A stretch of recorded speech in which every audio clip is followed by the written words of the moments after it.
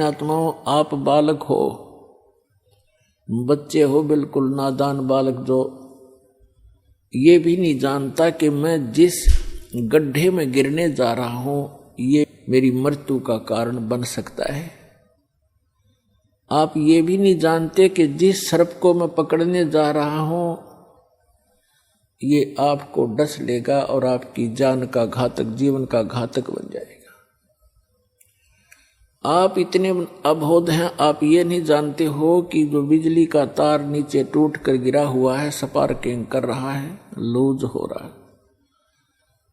उसको आतिशबाजी जानकर वो बालक नादान पकड़ने की चेष्टा करता है और मृत्यु को प्राप्त हो जाता है। तो पुण्यात्माओं,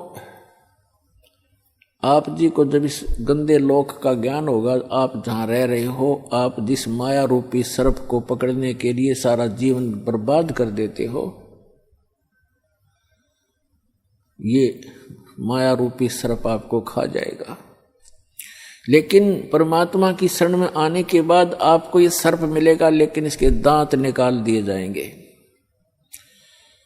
ये परमात्मा आपको धन देगा,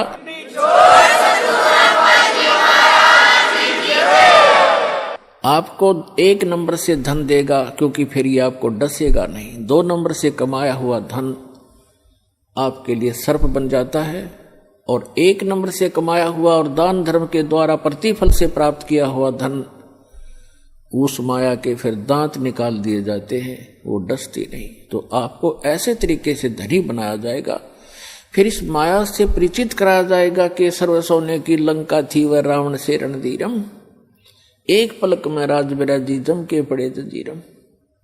इस माया ने के चाटांगे जोड़ जोड़ के दर भी दी, यहाँ पर हम चले गए, पाछे मन हमारी सी निकम्मी संतान पैदा हो जा, वो पाप कर्म तो हमारे पल्ले लिखे गए और फूकेंगे वो बाद वाले। बच्चे की किस्मत वो साथ लिखा कर लाता है, उसको उतना ही मिलेगा। यदि इस परमात्मा की शरण में उसको जोड़ दिया तो वो जो उसको आवश्यक होगा वो सारा मिलेगा। हमने इस उद्देश्य से अपने कर्म नहीं बिगाड़ने चाहिए कि अपने बेटे और बेटियों को धनी बनाऊं, मैं चाहे नरक में जाऊं। इसको कहते हैं आप स्पार्किंग वाले तार को पकड़ने जा रहे होते हो, पकड़ रहे होते हो। अब क्या बताया है कि आप इतने बालक हो, परमात्मा ने इन 3-4 अमृतवाणी में क्या बताया है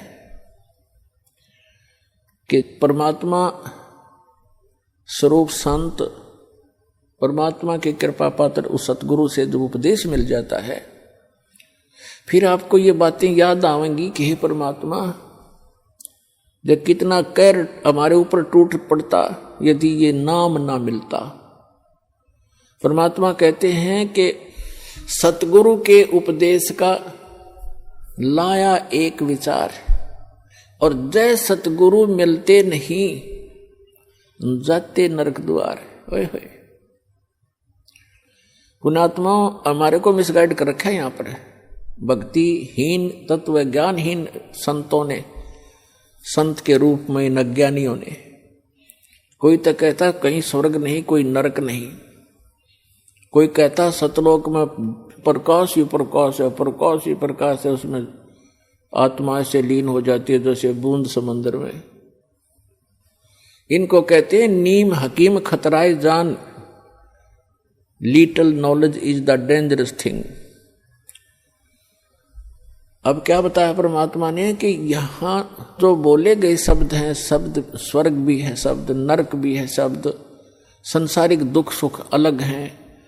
तो ये अज्ञानी लोग कहते हैं कि यही स्वर्ग है, यही नरक है, जो यहाँ दुखी है वो नरक भोग रहा है, सुखी है वो स्वर्ग भोग रहा है। नहीं, ये तो बालकों के मन गढ़ंत चुटकले होते हैं, कहानियां होती हैं।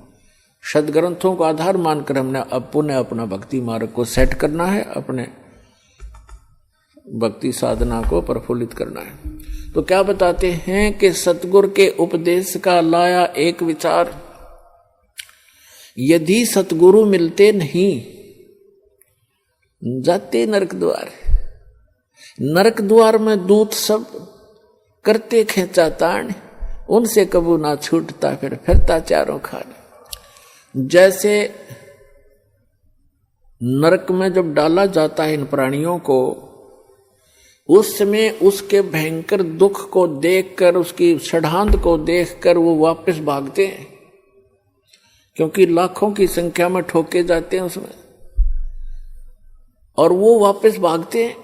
पीछे यम के दूत बड़े बड़े भाले, छुर्रे, तलवार, मुगदर, ये गदा लिए खड़े होते हैं।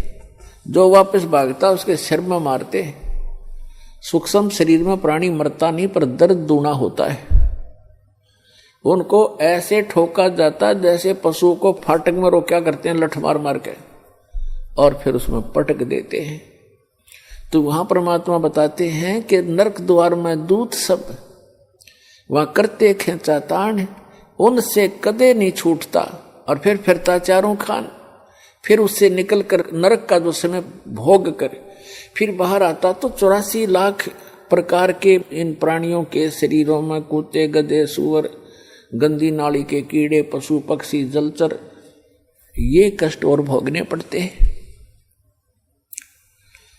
और इस परमात्मा के सच्चे नाम से, सतगुरु की शरण में आने से ये सारे दुख बाईपास निकल गया आपके। अब विचार करके देखना पुण्यात्मा, अभी तो आपने पता नहीं इस अध्यात्म ज्ञान का, आपने लोक वेद सुना है, दंत कथाएं सुनी है, फिर मानव शरीर में जिसको जरा सा थोड़ा सा सुख है उसने भगवान की हो सकता ही नहीं। और जब कैर टूट जाते हैं फिर भगवान की खोज शुरू होती है, तो ये नकली संतान की कमी नहीं, इनको ब्रान माटी करवा देता है ये काल। लुटपेट कर आखिर में ये नास्तिक हो जाते हैं या मृत्यु को प्राप्त हो जाते हैं। दो ऑप्शन छोड़ता है। अब आपको परमात्मा मिले हैं, आपके अपने पिता मिले हैं। माता पिता कभी अपने बच्चे को दुख नहीं देगा, चाहे आप कितना दुखी हो ले। तो आपको वो परमात्मा अब मिले हैं, वो पिता मिले हैं आपके। आप इसकी मर्यादा में रहना और इस जहाज से उतर मत जाना, फिर आप देखना आपको कैसे सुख देगा।